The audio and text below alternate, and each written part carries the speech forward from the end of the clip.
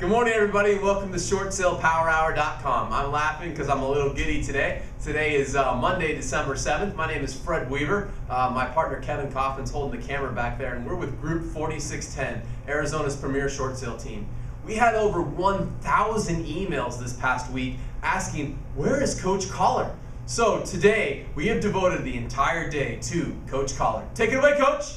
That'll crush your box right there. I know y'all didn't see me there. So, hey, today we're going to cover in Mindset Monday the importance of developing the right mindset. Now, everybody understands we talk about the Outback mindset, correct? If you haven't seen it, it's the first day. It's November 9th. It's Monday. Great stuff for you. But really important, when you're submitting a short sale, when you take your offer and you submit it in and you're following the procedures and putting things together, you have to be personally, or your team has to be confident that your transaction is acceptable, that you have an offer that's legitimate, that you can stand behind and hammer people. Because remember, it's not up to the bank to approve the number for you, it's up to you to make sure they approve the number for yourself. You follow me? Okay, so secondly, we're always gonna do what's called taking a position of authority in the transaction.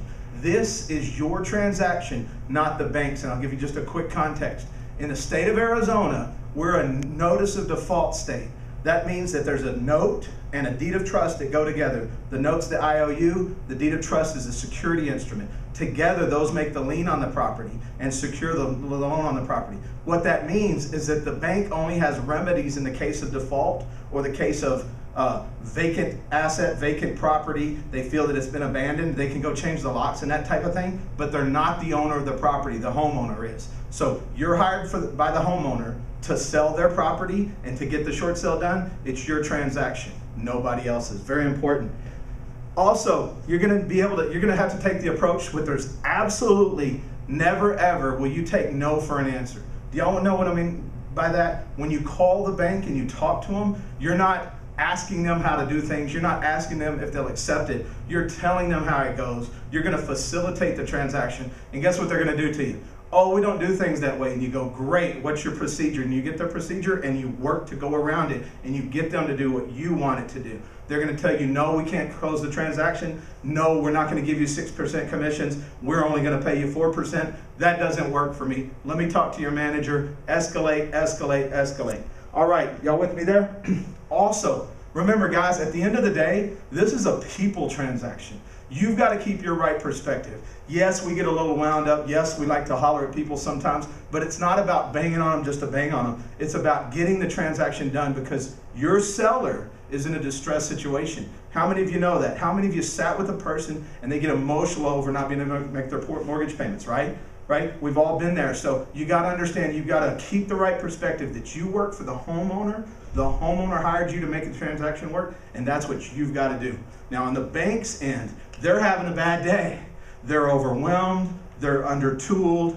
They're having all sorts of issues. They're getting hollered at by Fred and Kevin, right? So you got to take the approach to come in with some perspective and understand and facilitate rather than just always hammering them. So, couple last points. We're going to recognize that the banks in Arizona specifically, or in any state, let's talk about this.